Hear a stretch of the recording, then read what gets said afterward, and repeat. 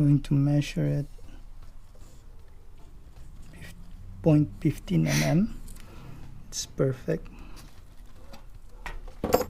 Need to clean this and clean the cover.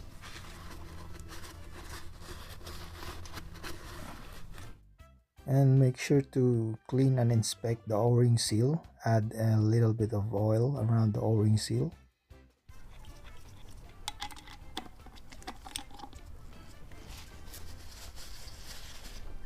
And for the tightness of this exhaust valve cover is 7 foot-pound of torque. And now the intake valve cover. Make sure to do the same. Clean the cover and inspect the o-ring seal. Make sure to add an oil around the o-ring seal. And for this intake valve cover, it should be 7 foot-pound of torque.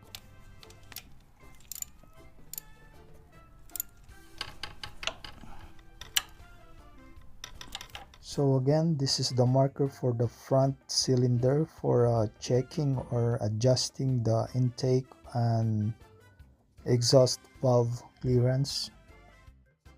And this is the marker with that letter T when you're adjusting the rear cylinder.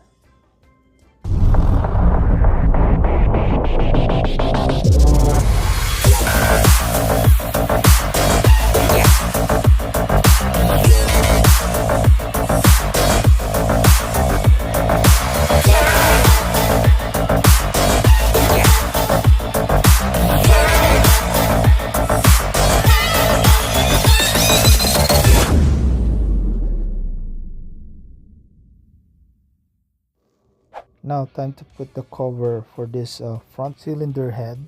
Make sure to clean the surface of this cover and same as the cylinder, and inspect the o-ring. Also add an oil around the o-ring.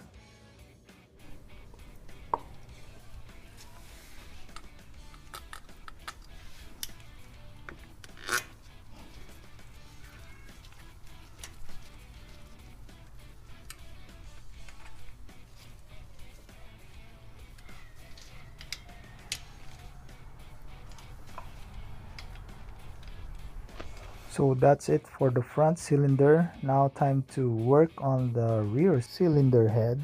Checking and adjusting the valve clearance, the intake valve and the exhaust valve of this rear cylinder head. Time to open up this cylinder head and see the camshaft. And make sure to add a rag in case there's a oil drip.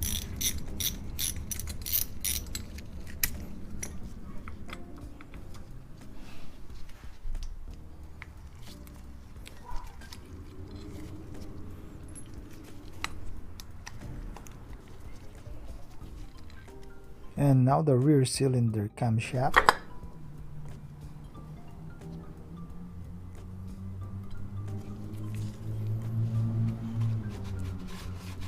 The o-ring seal of this cover is still great. All I have to do is just clean that later. And now I need to align this marker, a kinda arrow marker beside this center bolt, and it should be aligned to that top corner marker. So in order to align these two markers, all I need is to find the marker with that letter T. And to do that, all I need is to turn the bolt inside using a 22 socket.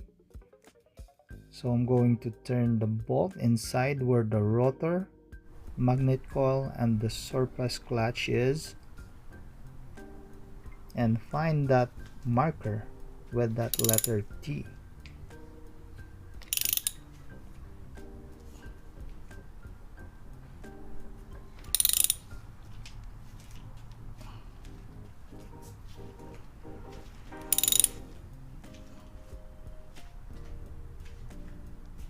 And now I see it. I think I'm at the right spot. Not sure if you guys can see this.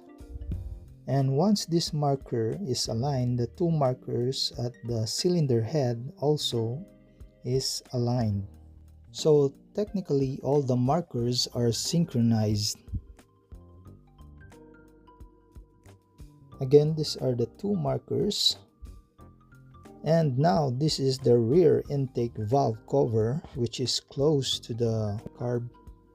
I just removed the bolts.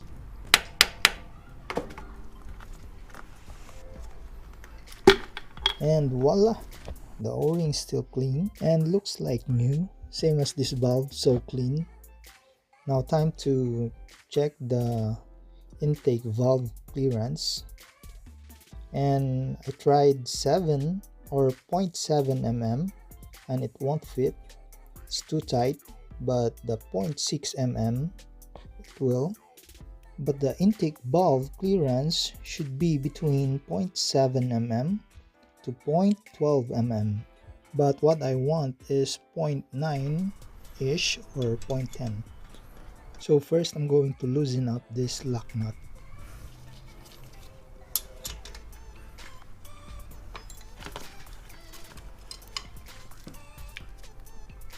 Ouch, ouch.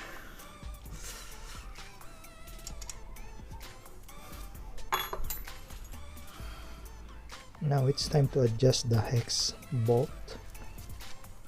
So the best way to do this is to put that 0.10 mm gauge and then adjust the hex bolt to get the right clearance.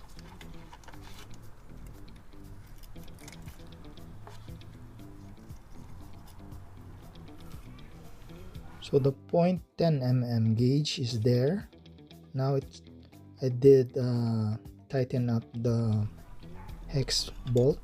Then the next step is to tighten up this lock bolt.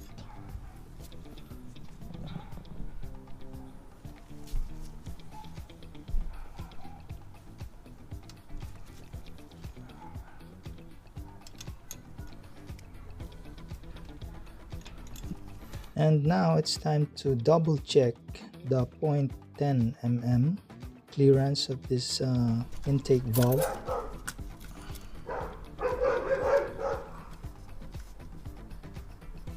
There's a bit of a bite, and I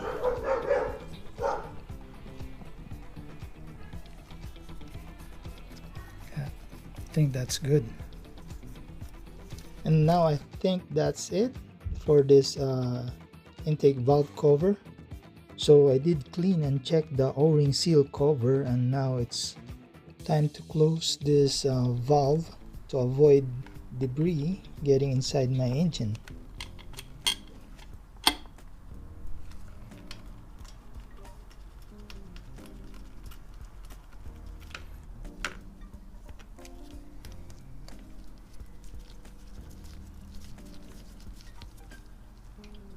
And it should be 7 foot-pound of torque to tighten up these 2 Allen bolts.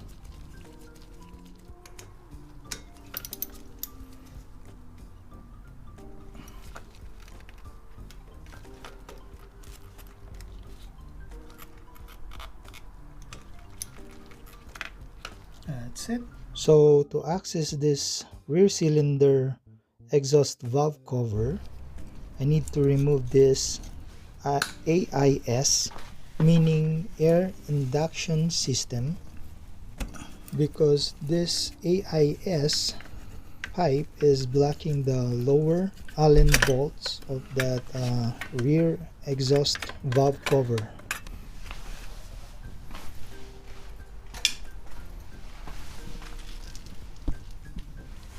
And I think I don't need to remove this. All I need is to move this a little bit so that it will be out of the way when I'm accessing the rear exhaust valve cover. See?